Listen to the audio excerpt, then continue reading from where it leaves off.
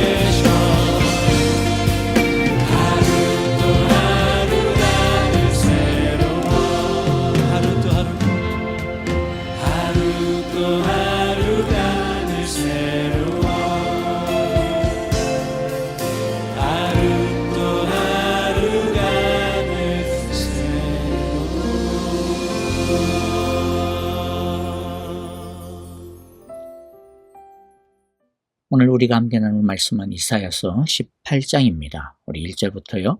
영상을 보면서 함께 읽겠습니다. 제18장.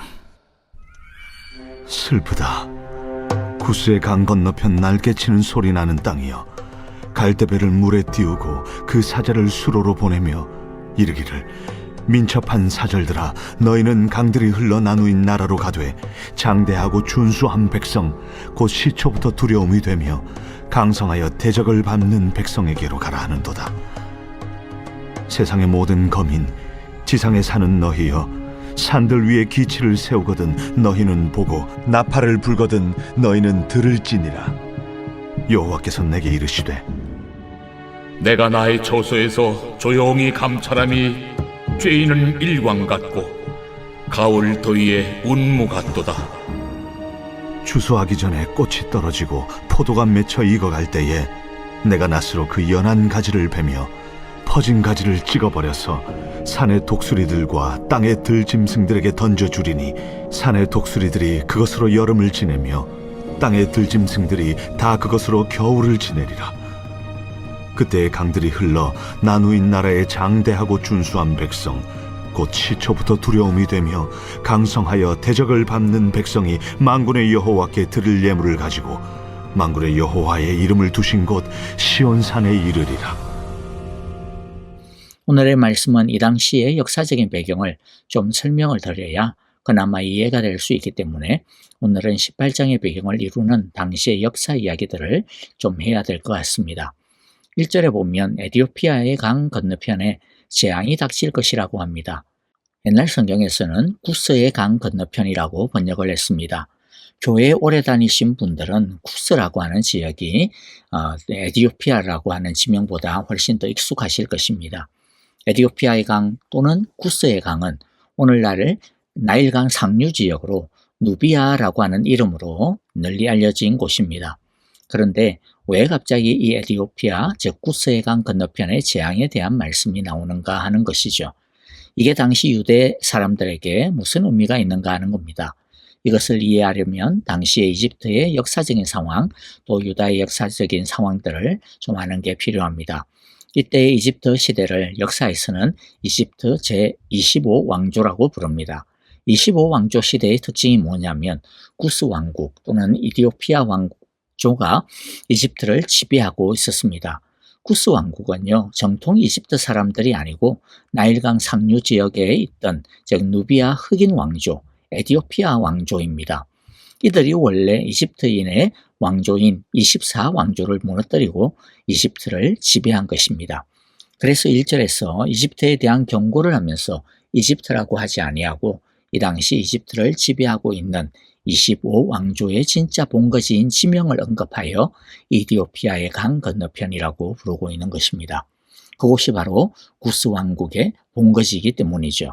그리고 1절에서 벌레들이 나는 날개치는 소리가 나는 땅이라고 했는데 구스 왕국이 위치한 상나일강의 풍토적인 특징을 표현하고 있습니다. 정리하면 1절은 이 당시 이집트를 지배하고 있던 구스 왕국에게 이집트에게 큰 위기가 닥치고 있다라고 하는 것이죠. 이 위기는 아시리아가 점점 남하해오는 위기입니다. 북쪽의 메소포타미아 지역에 대제국이 형성이 되어지면 그 제국의 마지막 타겟은 가장 비옥하고 가장 많은 밀을 생산해내는 그리고 문화적으로도 가장 앞서 있던 이집트를 잡아먹는 것이었는데 아시리아가 시리아 즉 아람과 북이스라엘 그리고 가나안 지역의 조그만 나라들을 전부 정복하고 난 다음 이제 본격적으로 이집트를 잡아먹기 위해 남하하고 있었던 것입니다.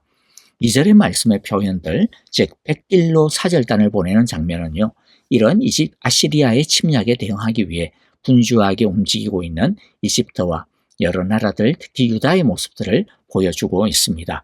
이집트 즉 구스 에티오피아 왕국은 당시 유다의 왕 히스기야에게 아시리아를 공동으로 맞서기 위해 동맹을 맺자라고 하는 사절단을 보내었습니다. 하지만 아시리아는 이보다 훨씬 더 민첩했고 훨씬 더 강력했습니다. 이집트의 25왕조, 즉 구스 왕조를 중심으로 블레셋, 페니키아, 유다 등이 반아시리아 동맹을 맺고 아시리아에 맞서보려고 했지만 아시리아의 사네립 왕은 블레셋과 페니키아를 가볍게 제압을 하고 유다도 순식간에 유린을 했습니다. 유다의 46개의 성읍이 파괴가 되었고 이제 남은 것이라고는 라기스와 예루살렘만 겨우 남았습니다. 유다의 히스기야 왕은 아시리아의 사네립에게 그에게 전쟁 배상금을 지급해야만 했고 그리고 공신관계를 맺는 것으로 일단 한숨을 돌렸습니다. 자, 이게 일단 이 당시의 상황 중의 일부분이고요. 2절은 이처럼 아시리아에 대항하기 위해 동맹을 맺자고 이집트가 유다에게 사신을 보내는 장면입니다. 그런데 이런 시도에 대한 선지자의 답변이 무엇입니까? 즉 하나님의 답변이 무엇입니까? 2절 중반 부분에 보면 너희 민첩한 사절들아 가거라 라고 말합니다. 여기서의 이 사절들은요, 이집트의 사절단을 말하는데 하나님은 선지자들을 통해 그냥 너희 땅으로 다시 돌아가라고 하는 거죠. 그러면 하나님은 왜 이렇게 동맹 맺는 것을 싫어하시고 돌아가라고 하시는 것일까요? 이집트를 중심으로 반아시리아 동맹을 맺으려고 하는 것은 비단 이집트만의 바람만은 아니었습니다. 이것은 유다의 전략이기도 했습니다. 그러므로 2절에서 동맹을 맺으려고 동분서주하는 이집트 사절단을 향해 빨리 돌아가라고 하시는 이 말씀은 이집트 사절단을 향한 말씀인 동시에 이 움직임에 동조하고 있는 유다에 대한 하나님의 경고의 말씀이기도 합니다. 이집트는 아직은 아시리아의 침공을 받고 있지 않지만은 북이스라엘은 이미 아시리아에 의해 멸망을 당하였고 유다는 지금 아시리아의 창칼에 온 국토가 엄청난 참화를 겪고 있는 상태입니다. 유다의 입장에서 보면 하나님은 이 참혹한 전쟁 가운데서 아무것도 해주지도 않으면서 무조건 동맹을 맺지 말아라. 하나님의 구원을 기다려라. 라고 말씀하시는 것은 아무것도 하지도 않으면서 아시리아에게 얻어터지기만 하라고 하는 것과 다를 바가 없는 말씀으로 받아들여졌을 것입니다. 하나님은 왜 반아시리아 동맹을 맺지 말라고 하시는 걸까요? 3절을 보겠습니다. 읽어보면요. 이 세상 사람들아 땅에 사는 주민들아 산 위에 깃발이 세워지면 너희가 보게 되고 또 나팔 소리가 나면 너희가 듣게 될 것이다. 하나님은 유다뿐만 아니라 이집트 등 당시 사람들에게 똑똑히 보고 귀담아 들으라고 하십니다. 언제냐면 산 위에 깃발이 세워질 때 나팔 소리가 날 때, 즉 그때 하나님께서 무언가 일하는 시간이 된 것이니까 두 눈을 크게 뜨고 똑똑히 보아야 한다고 하나님이 어떤 일을 하시는지 귀담아 들어야 한다고 말씀하시는 거죠. 그런데 이때가 언제입니까? 산 위의 깃발과 나팔 소리는 아시리아가 쳐들어오는 것을 보여주고 있는 그림입니다. 아시리아가 화죽 시세로 밀려 들어올 때 과연 누가 아시리아를 막을 수 있을까 하고 진려하게 될 때, 그런데 그때 하나님이 일어나 일하실 때라는 것입니다. 4절에 보면 하나님이 이렇게 말씀합니다. 내가 나의 처소에서 조용히 내려다 보겠다. 내가 나의 처소에서 조용히라고 하는 말의 원래의 뜻을 풀어보면 내가 나의 처소에서 쉴 것이다 라고 하는 말입니다. 즉 하나님이 쉴 거다. 지금 막 아시리아가 쳐들어오고 있는데도 불구하고 아무것도 안 하고 가만히 있을 거다. 놀 거다. 이런 뜻입니다. 그런데 이것은요. 하나님이 아시리아가 온 세상을 어지럽히는 것을 그냥 가만히 내버려 두겠다. 나거나 몰라. 그런 뜻이 아닙니다. 아시리아가 아무리 날뛰어도 그것은요. 하나님에게는 아무 일도 아니라는 뜻입니다. 사람들은 아시리아의 침략에 전전긍긍하고 어떻게 해야 할지 몰라서 우왕좌왕 난리를 피우겠지만 그러나 그런 아시리아가 일으키는 소란춤은 하나님에게는 그냥 파리가 앵앵거리는 소리밖에 아니라는 것이죠. 또 4절에 보면 하나님께서 내려다보겠다라고 하십니다. 이것은 유심히 지켜본다라고 하는 말씀으로 악인들이 세운 계획들을 유심히 지켜보신다라는 겁니다. 즉 하나님이 다 지켜보고 계시므로 그 악한 사람들이 세운 계획대로 그냥 놔두지는 않으시겠다라는 거죠. 여러분 우리가 알아야 하는 것이 무엇입니까? 우리가 아시리아의 침략과 같은 우리가 삶 가운데서 그와 같은 일을 당하면 지금 유다나 이집트처럼 정신이 나간 듯이 이리 뛰고 저리 뛰어다니기 사실 바쁘지 않습니까? 아니 도대체 하나님은 지금 내가 이렇게 힘들어 죽겠는데 이렇게 급해 죽겠는데 왜 가만히 계시지? 왜 아무 일도 하지 않는 거야? 왜 지금 나의 이 다급한 기도에 조용히 누워 주무시고만 있는 것처럼 왜 조용히 계시는지 모르겠어. 죽겠네. 막 이렇게 아우성 지를 때가 있지 않습니까? 왜 하나님은 조용하시는지, 왜 잠잠하시는지, 왜 나의 이 사정을 돌아보시지는 않으시는 것인지, 왜 관심이 없으신지 말이죠. 하나님에 대해 때로는 이처럼 실망이 되기도 하고 낙심이 되기도 하고 화가 나기도 하는 때가 종종 있습니다. 그런데 하나님은 사실 그때 무엇을 하고 있다라는 겁니까? 아시리아와 같은 그런 아무리 큰 어려움과 위험이라도 하나님에게는 뭐와 같다라는 겁니까? 그냥 아무런 일도 아니기 때문에 그냥 조용히 있는 것처럼 보인다라는 거예요. 그리고 하나님이 조용히 있는 것처럼 보여도 그러나 하나님은 다 지켜보고 계시다라는 겁니다. 하나님은 해결할 자신이 있기 때문에 하나님의 시간표대로 하나님의 계획대로 움직이고 있을 뿐이라는 것이죠. 아시리아가 아무리 힘이 세다 하여도 하나님에게는 파리 새끼 하나밖에 안 된다라는 것입니다. 그러니 두려워 말라라는 것이죠. 그러니 너무 조바심을 내면서 겁내지 말고 소란 떨 필요 없다라는 겁니다. 하나님이 어떻게 해결을 하시는지, 하나님이 어떻게 처리하시는지, 하나님을 의지하고 하나님을 붙들고 하나님의 일하심을 보라는 것입니다. 엉뚱하게 이상한 것들과 손을 잡지 말고 하나님의 손을 꼭 붙잡고 있으라는 것입니다. 4절 이후부터를 이제 좀 보겠는데요. 하나님이 이 아시리아를 어떻게 하신다라고 하십니까? 하나님이 어떤 일을 하신다라고 하십니까? 아시리아의 군대는 세계를 정복할 계획을 세우지만 하나님께서는 그들의 계획이 성취되지 못하도록 역사 속에 개입하여 그 계획이 무너지게 하실 것이라는 거죠. 4절 보면 주수철 더운 밤에 이슬이 조용히 내려앉듯이 한여름 폭염 속에서 뙤약볕이 조용히 내리쬐듯이. 무슨 뜻입니까? 조용히, 고요히라고 하는 표현이 중요합니다. 이슬이 내리는 것처럼. 이슬이 내리는 거 티가 안 납니다. 비도 아니니까, 그렇죠? 그런데요, 나중에 보면 이슬도 땅을 흥건히 적십니다. 뙤약볕에, 폭염 속에서 뙤약볕, 사실 어떻게 보면 티도 안 나죠. 조용히 내리쬐입니다. 그러나 그 뙤약볕에 온통 타버립니다. 이처럼 하나님의 일하심은 우리 눈에 보이지 않아도 반드시 일어나고 있다는 거죠. 그러므로 하나님의 일하심이 우리 눈에 보이지 않는다고 해서 불안해하거나 불평해하면 안 된다는 겁니다. 하나님은 반드시 당신의 보이지 아니하는 손으로 이 세상을, 이 역사를, 우리의 삶을 주관하며 운행하고 계십니다. 5절에 보면 하나님이 아시리아를 어떻게 처리할 것인지에 대해 말씀하시는데요. 곡식을 거두기 전에 꽃이 지고 신 포도주가 연걸 때에 주님께서 연한 가지들을 나체로 자르시고 뻗은 가지들을 찍어버리실 것이다. 이것은 하나님이 보시기에 합당한 때에 그 날이 임한다라는 겁니다. 하나님은 아시리아의 계획과 그들의 야욕이 이루어지지 못하도록 찍어버리시고 베어버리실 것이라고 말씀합니다. 우리는 이 말씀이 실제로 일어났다라고 하는 것을 압니다. 예루살렘을 포위하고 히스기야를 조롱하던 아시리아의 사네립 왕의 군대는요, 하룻밤 사이에서 새벽 이슬처럼 사라지고 말았습니다. 열왕기하 19장 35절에 보니까 이 밤에 여호와의 사자가 나와서 아수르 진영에서 군사 18만 5천 명을 친지라. 아침에 일찍이 일어나 보니 다 송장이 되었다. 하나님께서 하룻밤 사이에 아시리아 군대 18만 5천 명을 치셨습니다. 그래서 6절의 말씀 성취가 된 것이죠.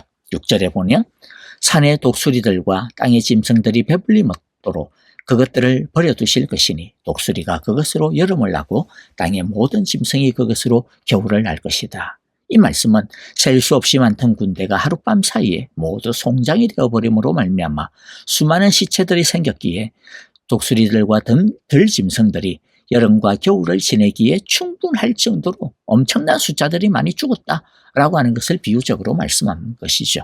이 모든 것은 하나님의 계획 속에서 이루어지고 있었습니다.